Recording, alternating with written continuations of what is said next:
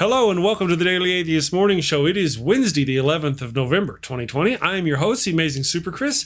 I hope you're having a good week so far. Are you ready for Friday? I am ready for Friday. My co-host, Andy Hall from the Laughing in Disbelief blog over at Pathos and the Laughing in Disbelief channel here on YouTube, will be joining me in just a minute. And Nokasuchi from the Rage channel here on YouTube will be joining me just after this.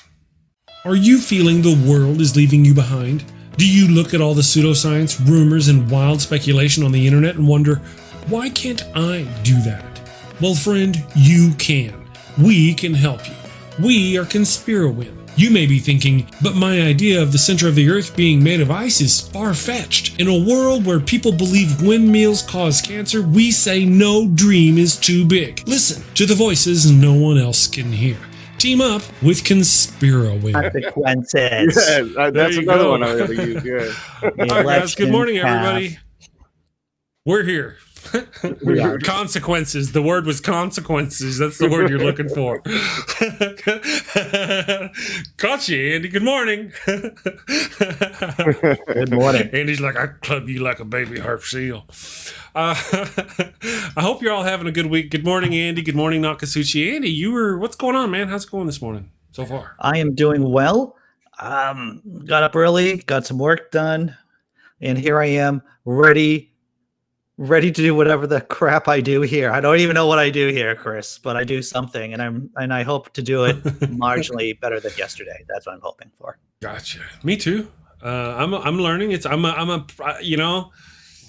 I'm a work in progress. That's what I am. Yep. Yeah. And you, Nokasuchi, are you a work in progress or are you perfection?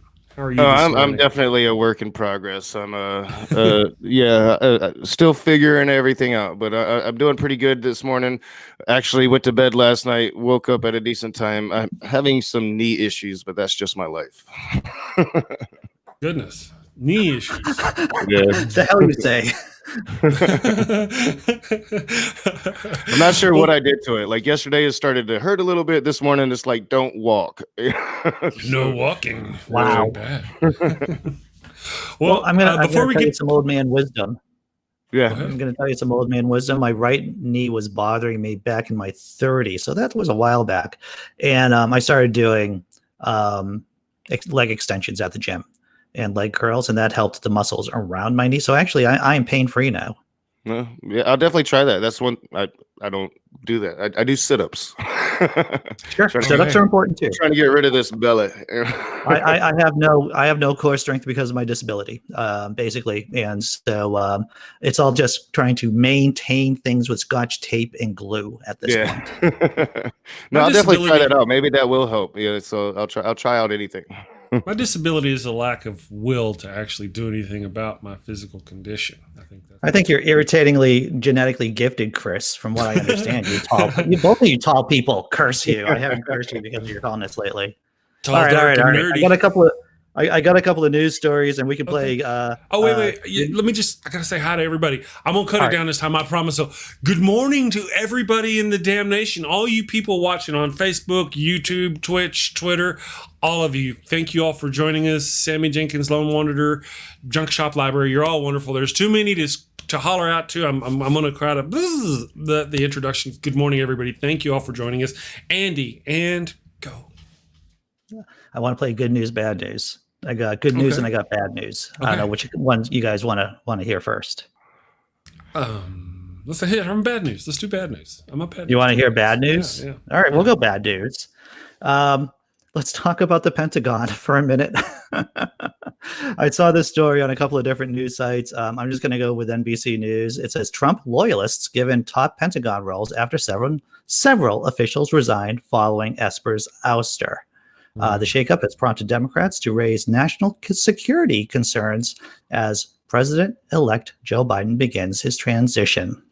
Several loyalists to President Trump were promoted to top roles in the Defense Department on Tuesday after officials resigned following the unceremonious ouster of Defense Secretary Mark Esper. The Pentagon confirmed the resignations of the department's top officials for policy and intelligence in a statement. The resignations includes those of James Anderson, the acting undersecretary for policy, blah, blah, blah, blah, blah, blah, blah.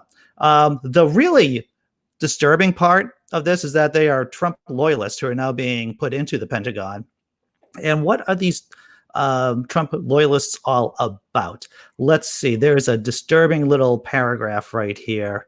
NBC reported last week that Esper had prepared a letter of resignation, the man who just left, and it previously reported that Esper had long been at odds with Trump. The two disagreed, for example, about the use of active duty troops to respond to protests across the country this summer. So if the man who is leaving and the people who are under him who are leaving the Pentagon right now didn't agree with Trump about using active duty troops during the summer, one would it's not a logical leap to assume, to guess, to hypothesize that the Trump loyalists being put into the Pentagon right now are not against the idea of using active duty troops to respond to street protests, future street protests. And that, my friends, is a very disturbing idea. Well, you said bad news. You're talking nightmare. All right. So like this is the nightmare scenario that we've been talking about. If Trump were to move to use the military to secure the White House for himself, despite losing the election, we'd expect to see this. And it's happening right now.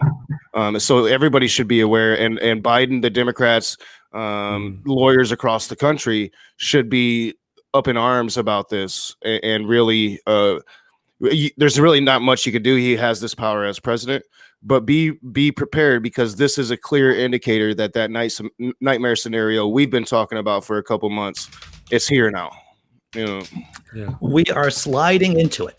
That's what we are. Let's see.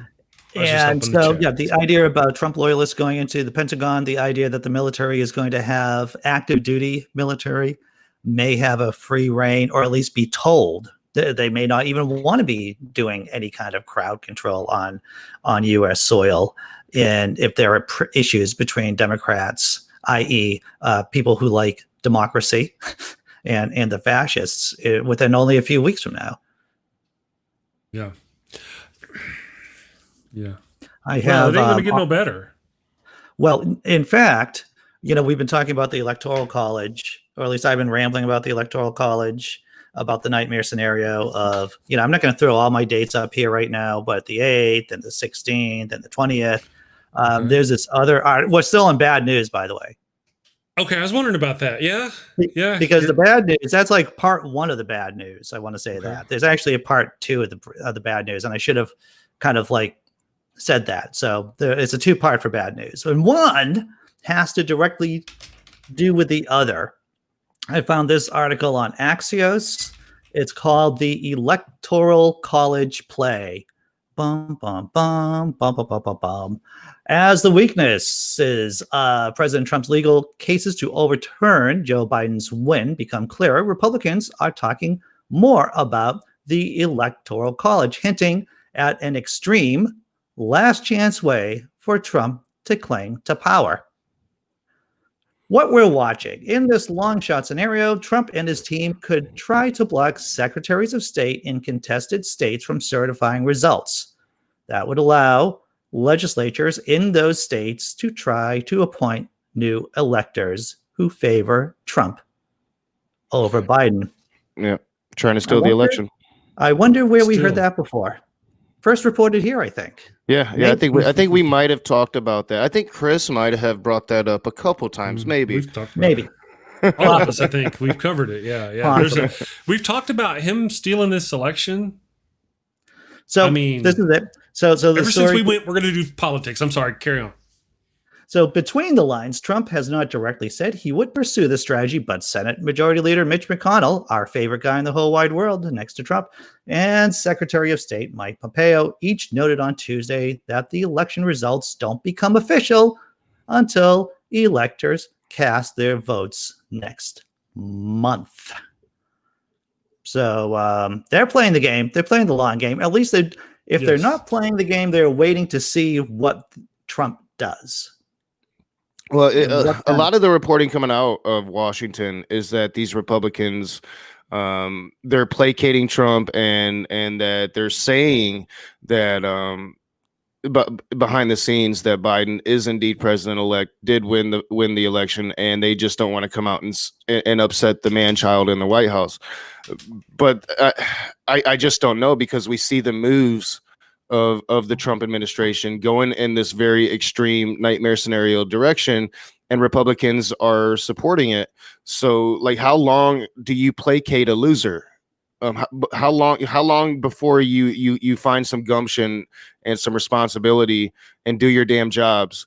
I don't know. I don't think that they will. I think that I think the people coming out and saying, "Oh, behind the scenes they're saying this," don't know what the heck they're talking about, because they're cowards. These Republicans are cowards. They're afraid of Donald Trump, and they're not going to come out until Joe Biden takes the office on his own. They're not going to do anything responsible or help Joe Biden do that. Exactly. We will not be saved by the Republicans. No. Well, we've been predicting that, of course. Whenever Trump decides to defy the electoral results. Of course, originally I was saying that the Russians and Trump were going to hack the election. I was wrong. I can say that. I was wrong. I was bad, Chris. Clearly, well, you don't know that you were wrong yet. Well, that's true. You don't know that. That's true. Yeah. That's so far. But I mean, they might have given up on Trump and just focused their efforts on keeping a Republican Senate, so Biden has his hands tied. But had they hacked the election, Trump wouldn't have. I mean, it would have looked, oh, look, Trump won this state and Trump won that state. It wouldn't have been like it is. We wouldn't have this issue. Unless, of course, that's their goal, of course, to drive more division and cause chaos. Chaos. Force him goal, to, all these things. But let's just pretend for a minute that they didn't do that. Biden won despite the voter suppression. There's there's no evidence of voter fraud. And those instances that you go find of voter fraud, they're conservatives. Conservatives trying to vote twice or voting for their dead mother or stuff like that. So you go look, Flow State, and voter fraud is tiny. Voter suppression, where they're taking away the voices of Americans, is rampant. Why don't you care about that? Why don't conservatives care about that? If you're a patriot and you love this country and you believe every person is supposed to have a vote, every free, legitimate American citizen should have a vote. If you believe that, why do you not care about all the voter suppression? Voter suppression is so rampant and obvious right now. Let's talk about Texas and their single ballot boxes per county. Even, let's talk about California and their fake ballot boxes. Let's talk about any other state where Republicans are trying to throw out any ballots they can, any group of ballots they can get disqualified. Why? Not because of voter fraud. There's no voter fraud to be found. It's their voter suppression. Why don't you care about it if you're a patriot? Well, because they're not patriots. They're team sport players. They're on the red team, and all they see is that blue team, and they want to make that blue team cry. I mean, that's what it's all about. It's not about being America anymore. It's not about what's constitutional, what's right. It's all about making the blue team cry.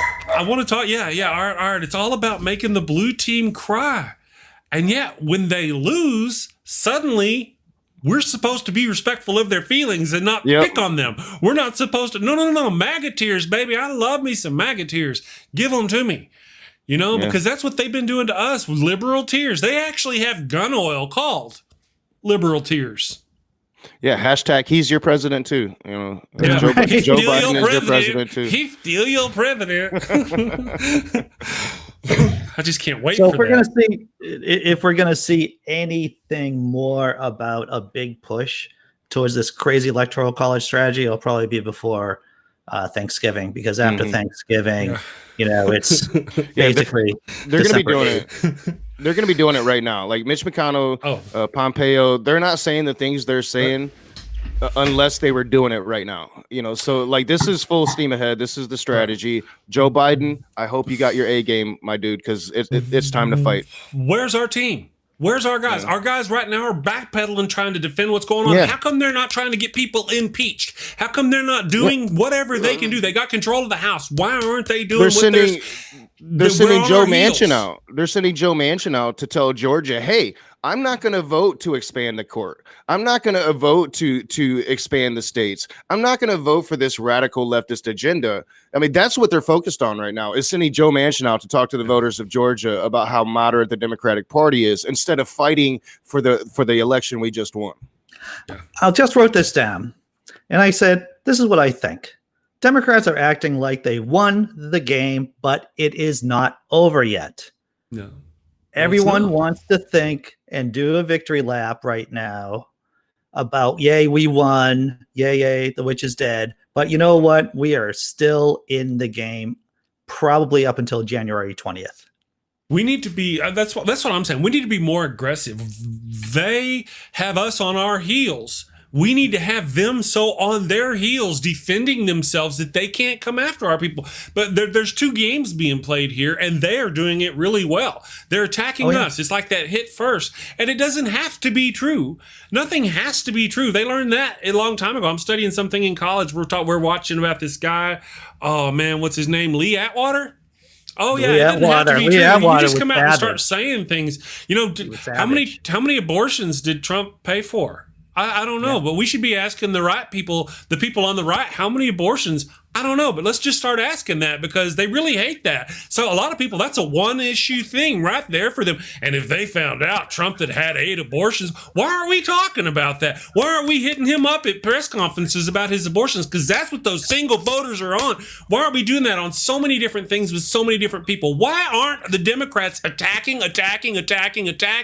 We're just defending. We're on our heels going, oh, stop, Mr. Trump, stop. Oh, you bad man. Well, Biden's out there is basically his argument is that we won, get used to it. When in all reality, he should be saying they're trying to steal the election, and you got to do, and the free people of the United States of America should be doing something about it. Biden comes out and says it's embarrassing. Oh, Trump not leaving office is embarrassing. That's all I've heard so far. And to Chris's point, I don't think that they'd really care about the 8 abortions, and it's 8 that we were pretty sure about, right? They only care about like trying to overturn, and hey, that's our guy to try to overturn it. You saw that with other stuff he's done to like the sexual harassment or the pedophilia. You know, like they'll right now, Trumpers point the finger at Joe and hey, that pedophile. I'm like, huh? Why aren't we doing it with Joe? He does that weird thing, sniffing little girls' hair. But let's talk about Donald Trump. But they don't care about Donald Trump, right? Like, I'd rather talk about the pedophile priests. Yeah, the pedophile priests. You know? That's kind of that's the point. That my entire point that's kind of missing is that they have this. They'll just say it and go with it and run with it. And you know what? Trump has got a thing with Jeffrey Epstein, and we got photographs in him, and we got all kinds of evidence that there may be something going on. Why aren't we pushing that shit? Why aren't we constantly? No, I know. We got. Oh no, stop. But yeah, you just mentioned because Biden sniffed somebody's hair. They're still going. Why are they? Did he sniff their hair anyway? Was it him kissing his granddaughter in the head after her father had died and he's consoling her? Is that the photograph we're talking about? These pieces of shit have used to smear Biden because that's what's happened. And see what I'm talking about? Why aren't we doing that with Trump? I mean, yeah, we did it. We're like, oh look, here's Trump with Epstein. And then it died in the Twitterverse. We need to be hitting that shit. We got to have it on like content palette to repost that at least twice a week. Hey, people, go on. Oh, yeah, by the way, did you know Trump had 8 abortions? I know, you're right. Most Trumpers won't care. But how many people out there, that is their one single true point. And if they knew that he had abortions and he's just lying to them for their vote, that really would make a difference. And if it's a smaller number of people, it's still a number of people. We need to drive it home every day. Well, we don't have that on the right, on the left. We got that on the left. Or fuck. You know what I'm saying? We got the right on the left and the left on the right, and we got the thing at the place. Those people over there are willing to use those things, even if they're not true. Look at Joe Biden sniffing his what even kissing? He's kissing her head of his dead, his granddaughter's blah, blah, blah, while she mourned. And these people turned it into what? Yeah. Look at what they did. And yet we don't run with the Trump stuff that he gives us every day. Oh yeah, Trump raped and beat the shit out of his first wife. We know it. He paid her over $100 million to shut up about it, and nobody talks about it. And then you bring it up, and Trumpers are just like, no. I'm like, dude, that's like history, man. That happened, you know. Right. We need to keep doing the same thing they do. We need the same tactics. The difference is we actually have truth behind us. We don't even have to make stuff up. But this morning, after watching that video, I thought of like a little experiment. It is kind of that thing. It's where we really do have that ammunition. Trump really does. I have to tell you, speaking as a satirist who's been blogging satire for years at this point, the truth, people are not interested in the truth. Well, in terms of the algorithm, some people are, but in terms of Facebook algorithms, Twitter, whatever, and just the way how our crappy brains work and our crappy education system.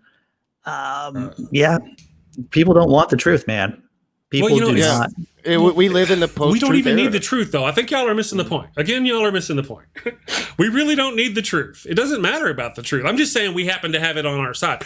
In the event that somebody goes, prove it.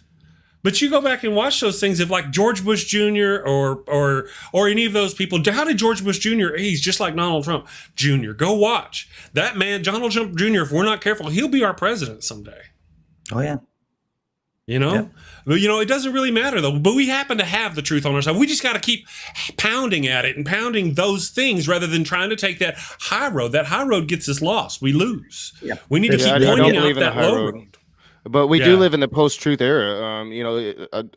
I've said it for a couple of days. There's this meme going around, and it's true. It used to be, I think, therefore I am. Now it's literally, I believe, therefore I'm right. And that's the post-truth era that we live in. That's what we have to combat. And you're right. Like we need to be screaming it from the mountaintops. The truth about this, man. And the media should be doing their damn jobs too. That's one thing that I've always agreed with the Young Turks, despite their bias, is that they call out the media for not doing their damn job. It's your job to call them out and not play it 50-50. If one party is doing the wrong here, you got to call out the wrong. But they don't do that. Well, it's like the idea about arguing against climate change, for example. It's clear that climate change is happening, that people are responsible for it. The idea that that it is still open for debate is ridiculous and absurd. Mm-hmm. Hashtag truth techno APOC. We need Thanos, please. We need Thanos. A very selective snapping. That's what we need. Yeah, I mean, Nestle20 in my chat said a really good thing. The Republican Party should be called the autocratic party, not being hyperbolic. There was an actual Yale study that shows the rhetoric of the GOP is closer to that of autocrats. Absolutely. Which, part of that fascism definition, autocratic government is a necessity. Absolutely. And, again, we can look at their election efforts. Everything they do is to try to stop democracy. They're trying to stomp out democracy at every turn. Remember Sammy Jenkins says, I guess you're asking decent people to be more like the less decent. I don't know if they're all right. So that's not really what I'm saying. I'm saying we have that point. All right. So you're kind of onto what I'm saying, but let's do this. Me and Andy and Nokasuchi, we're going to sit here and go, you know what? What are the chinks in Trump's armor of the people who follow him? Okay, all right, there's this, and this. Oh, one of them is abortion. Some people who follow him just follow him on the abortion. But what if, well, you know what? Let's sit up here and let's make a lie. On the Trump side, they would make a lie. They're going to go, okay, let's say Donald Trump, let's just say it. Donald Trump paid for Don Jr.'s abortions. Don Jr.'s been just a man whore, and Donald Trump has been paying for that, and we're going to release that. We're just going to say it. Who cares? We're going to say it. That's what they would do on the right. They would just make it up. But at that critical point on the left, where we sit and we go, all right, we've got this information, or we've got this idea, we don't have to go make it up. We actually have real things to use. We don't have to be despicable. Just play by the same, use the same tactics. We just have, like I tried to say earlier, the truth on our side. Then the truth doesn't matter, but the lie doesn't matter either. Whether the truth or the lie, what matters is how you hammer it home. We have the truth. Hammer home the truth, but we don't. I agree with that. We're like truth, and truth dies in the Twitterverse. Truth, and it dies in the Twitterverse. Becomes a meme. I do want to speak to what, remember Sammy Jenkins, that same comment. Of course. And that in the broader context, I would say that we just need to be playing the game that is being played one way or the other. The option of not playing means that we just get rolled. Mm-hmm. We just get rolled. And that's look where we are. And you've got to play it. Like the Democrats don't play the game. They roll over and they lift up their ass and they say, "Be gentle." That's what they do. Stop, Trump. Stop. Yeah, I mean. So no offense to anybody who does that. I'm sorry. Whoever does that. Metaphorically I want to point out the fact that I'm speaking in interpretive dance. Sorry, Andy. Once again, it's an irrational position for Democrats to have to be not assertive in this situation. Right. And it's because, once again, we're in blue states and we're more comfortable. Our comfort is the thing that insulates us from reality. It is the thing that keeps us asleep. It is the thing that keeps our eyes closed. Our comfort, our class, our status. And we need These to go are after the things Fox that News. keep us asleep. You're right. I'm sorry. Didn't mean to thought you were done. You're right. We need to go after Fox News. Part of what drives these peoples is the lies churned out by these Fox News people. It's just constant. And then the notion of of labeling them as opinion or satire doesn't go far enough. No, like Tucker Carlson.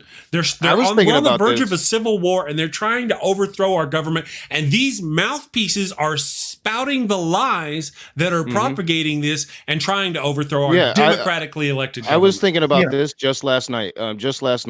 It's time to stop playing with kid gloves when it comes to these traitors, because that's what they are. Hannity. Limbaugh, for 4 years now have dismissed what Russia did in 2016, although we know it really happened. They have come up with this conspiracy theory about how Barack Obama is running a deep state to try to take over this country, and now they're peddling misinformation to steal an election for a fascist. These people are traitors. It's time to take the kid gloves off and call them what they really are. Part of the weapons they're using, though, to do that is actually accusing the left of doing those things. Of course. Well, the things they're doing while Trump is using his own deep state, Bill Barr, and all these people that really are Trumpers. It's really a deep state. While he's taking over very important parts of our government, he's accusing the left of wanting to do that. And they're not even doing it. 2 points, and I want to just, this is about the chat too.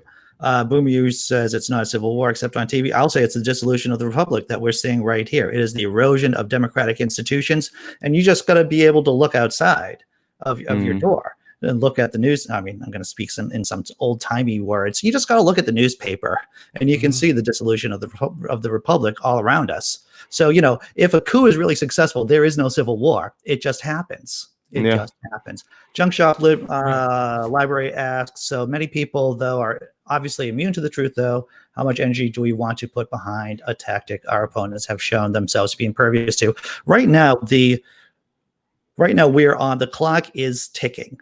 So we need to be energized and we need to be assertive. Now then, do we need to be that way all the time after this particular moment is done? Absolutely, yes. Maybe not. But right now, they are. They never stop. They never stop. Go ahead. Right now, we need to be assertive and we need to be talking to people. And to tell you the truth, those of us on YouTube, it isn't just about making our own people happy. It is about winning hearts and minds too. So I don't think I think it's a false dichotomy saying that we have to do one or the other, that we can't nurture our own community while still trying to change hearts and minds. I mean, I try to do both. I mean, I think I'm more in the hearts and minds camp, to tell you the truth. But I do try to take care of my own people at the same time. Well, I do think, like to Chris's point earlier, you hit them in their weaknesses. And one thing, you know, despite, you know, their willingness to somehow like embrace Putin metaphorically over the last 4 years, I think that one thing that Trump supporters do have is they're ultra nationalists. They're gung-ho Americans. So if we could get like legitimate proof, evidence, and we know that these Republican senators, Trump, all of these people were working with the Russians. They were going over there. We know this. If we can prove that they were actually working against America, I think that's really how you attack. You can attack them with the truth, because it hits one of those fundamentals that they really care about, and that is, I am an American. You know, so if you can hit them there, then I think you could really start to bring them away from it. But whichever one of those truths, or in fact, all of those truths that we decide to go ahead and hit them with, whichever one it is, we need to hit them with it and hit them hard and over again and over again and over again. Nancy Pelosi and the left need to have a constant, now we would say disinformation for the right, but a constant information campaign against the right, like they do against us on the off years when the Democrats are like, yeah, we're in power and everything's cool, we want a couple things. They are working. They're working. Wait. When they win and the conservatives are in power, they're working and they're working, they're attacking, and they've taken over our entire government and are destroying our reputation around the world, our economy, our American people, our lives, because of these people. And they just do it, whether they're behind or ahead. They go.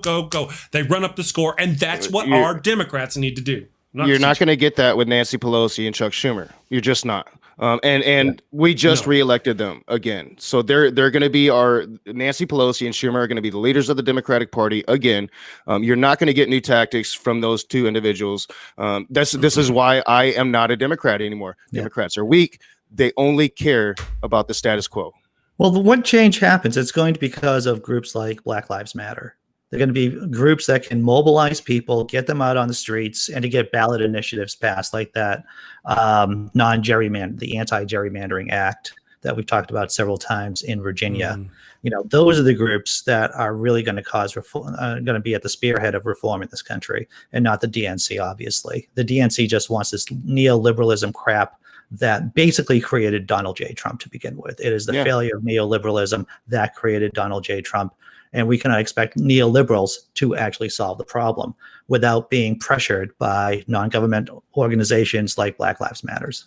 Yeah, when the Democrats peddle out their Republican Joe Manchin to appease Republican voters in Georgia, when you should be going hard on the progressive slant, that's what people in Georgia want. They want a change. They want a different option.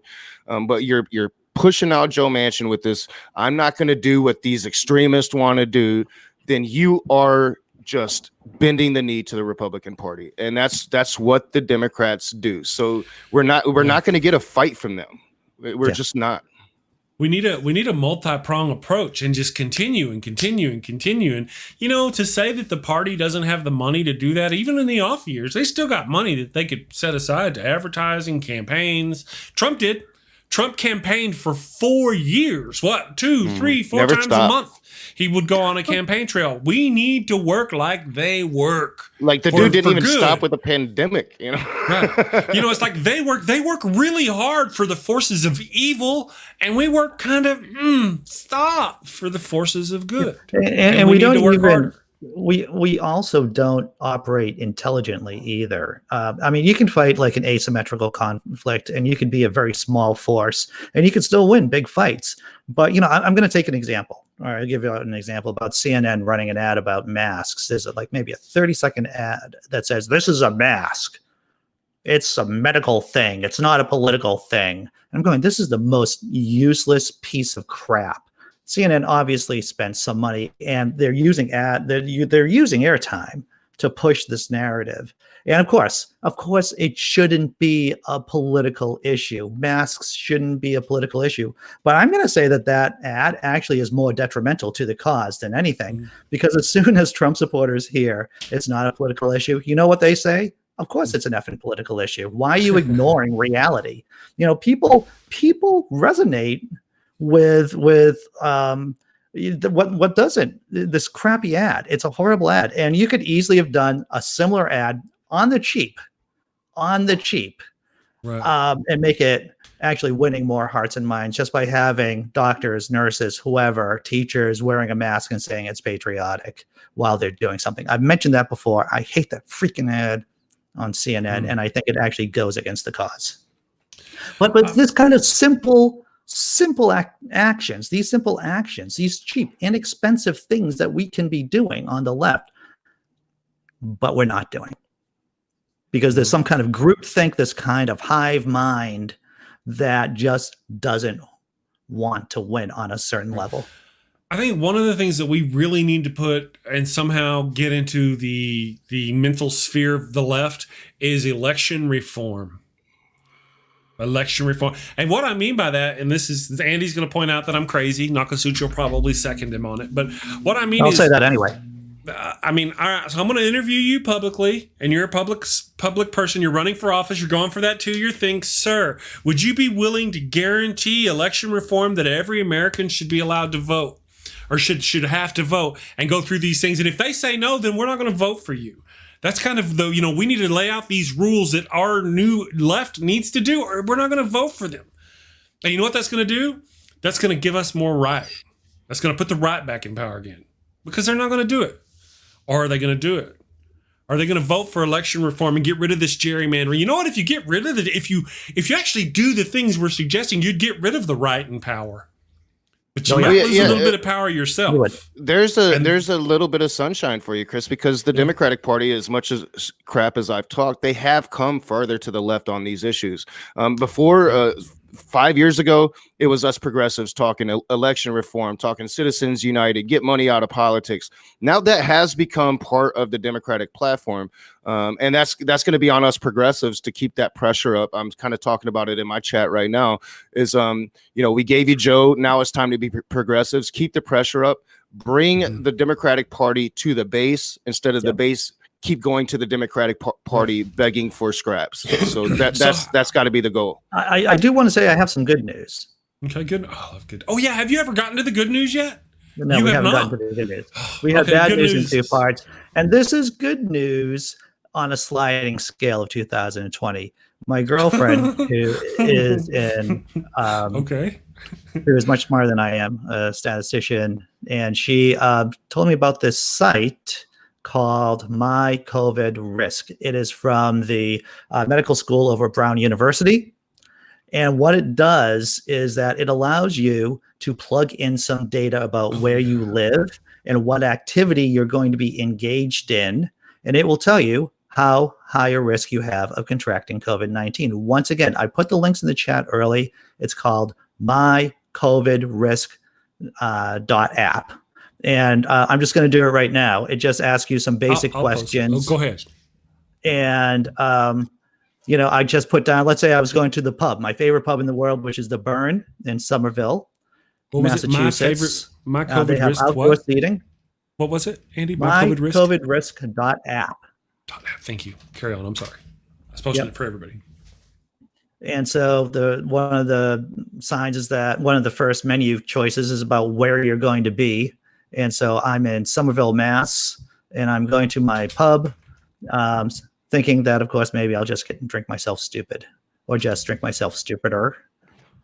And it will then ask you about whether or not you are inside, whether or not it's an inside activity or an outside activity. And of course, inside means you're much more at risk. And there's actually a little place on the menu that says going to a bar. I'm going to a bar. How long am I going to be staying? Let's say I stay for 45 minutes. That's enough to get me 3 pints down my butt, down my gut. And how many people would be there? Let's say 15. And how many people are going to be wearing masks at the pub? You can make the best choice. How many people? I don't know. Let's put in 20% because people are going to be sitting down. And now they're telling me what my risk is. And apparently this is a very high risk. It's a high risk. It tells you in this lovely little gauge here, this color gauge, about if I go down to the pub for 50 minutes, have a few pints inside, then I have a high risk for catching COVID-19. So you folks at home, check out mycovidrisk.app in case you want to see what your risk is when you go out to play. When you go out to a restaurant, whether you're going to be eating inside or outside, or you're hanging out with friends or going to the coffee shop, because what this does, it gauges, it takes into account what the current risk is, what the transmission rate is within your community where you are. So in other words, the same activity for me might be very different for where Chris is or where Knock is. So that's what's important, is that it takes the local data in along with what you're doing. So once again, it's mycovidrisk.app. It's from the medical school over at Brown University, Ivy League school, great place in Providence, Rhode Island. And this could save you from catching COVID, or it might make you think before you do something you shouldn't be doing. That's good advice. So, that's a bit of good news, I think, having a tool like this that helps keep you healthy. Well, we've got this place here called Wex, and I haven't got to go there and have one of their tasty, delicious burritos in, 10 months, 11 months. So now I guess I could look at your thing and it'll tell me how bad it would be if I went there and ate. So I probably. Indeed, it will tell you how bad it would be. Do they have outdoor seating, Chris? No, I don't think so. No. Yeah, me and the wife usually just roll up and order and eat in the car, but we can't with this place. It's a sit-down place. I hate Streamlabs.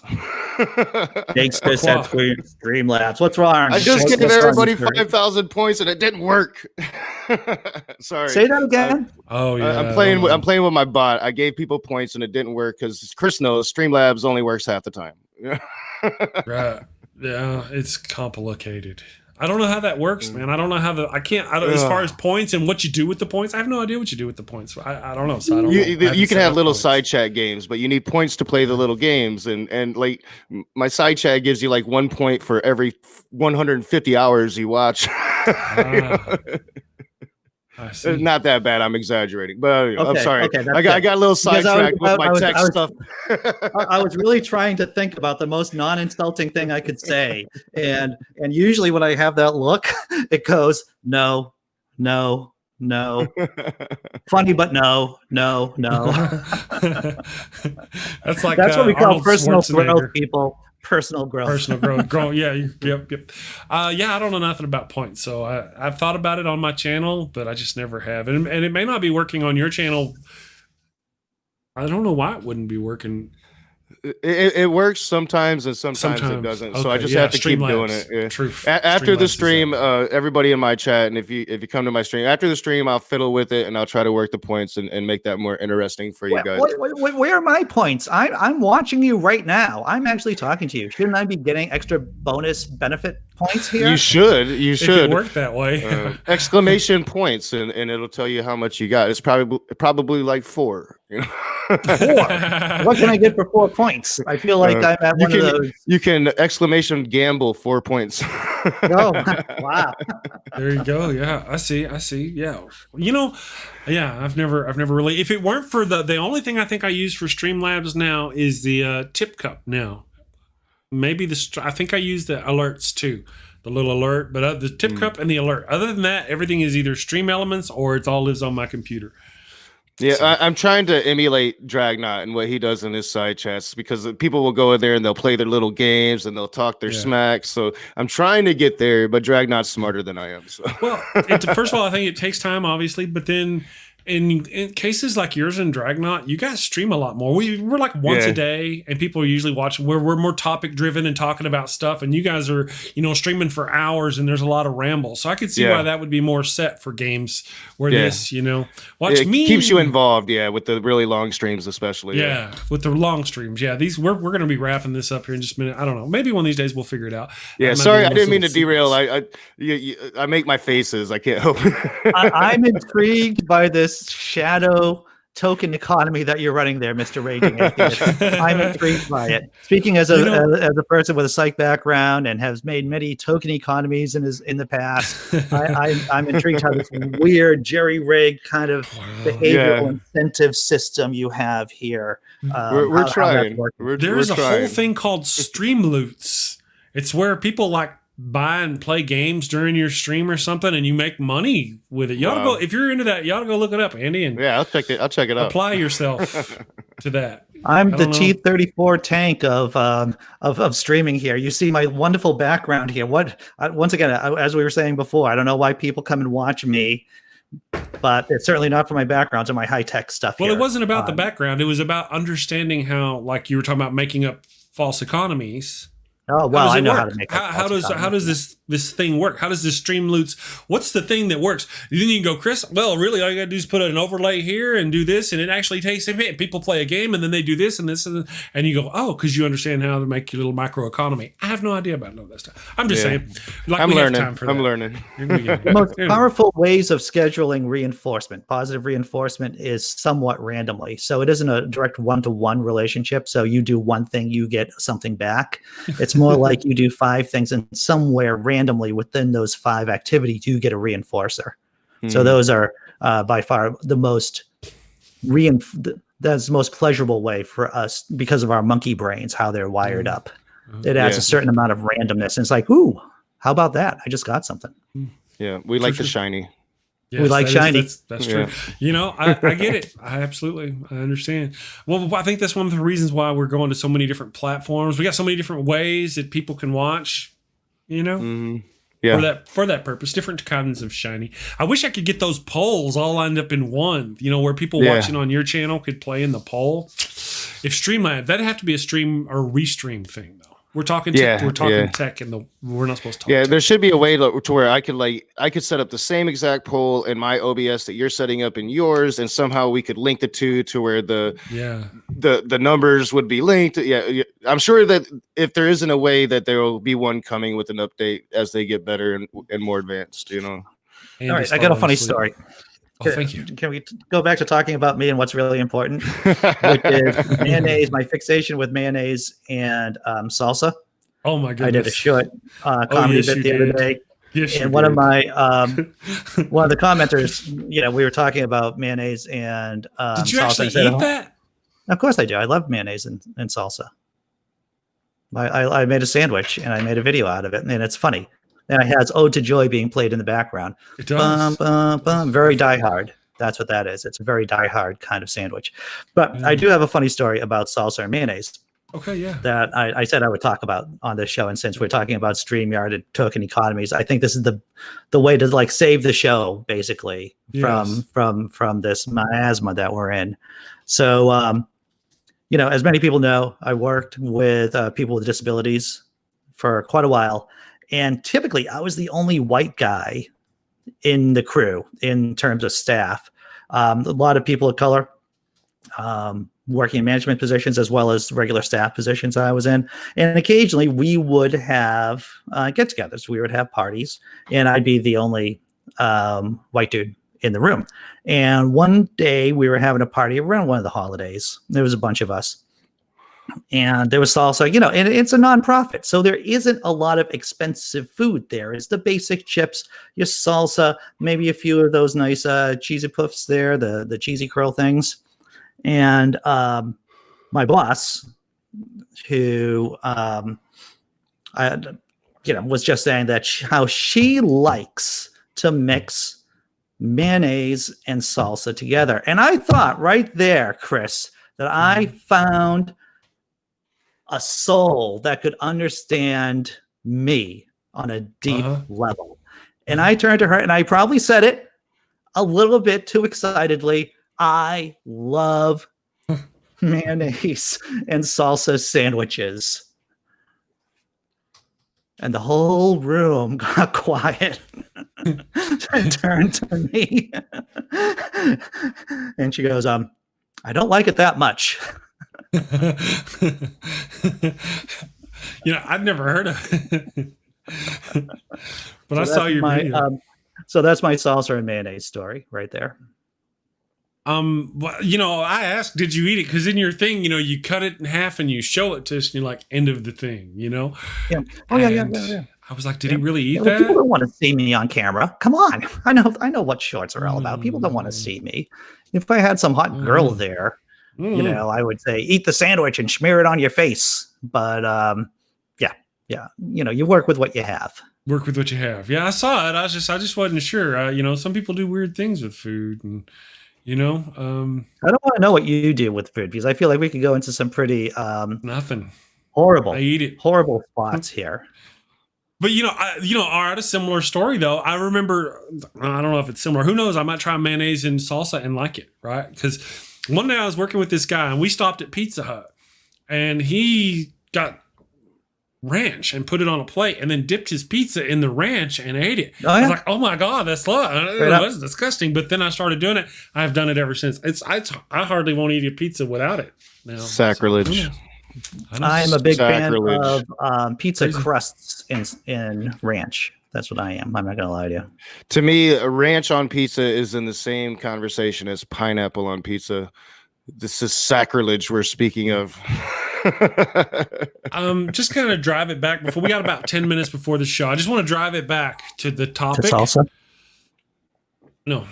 Okay. I've got an article here on CNN about alarm growing over Trump's actions, which are akin to a dictatorship, which we have been predicting.